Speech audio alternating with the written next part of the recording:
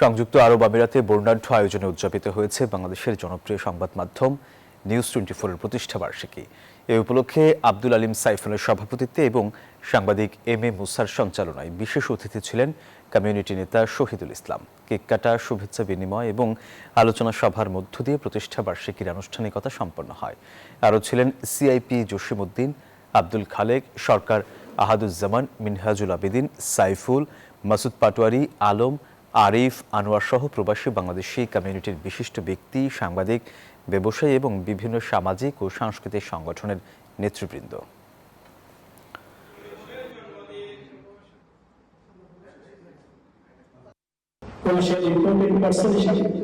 যারা বাংলাদেশ সরকার থেকে স্বীকৃতি অর্জন করেছেন তাদের এই হলো আজকে যেহেতু একটা নিউজ প্রতিষ্ঠা বার্ষিকী, আমি যেহেতু একজন প্রবাসী ওই হিসেবে আজকের প্রতিষ্ঠা বার্ষিকীতে নিউজ 24 সফলতা কামনা করছি।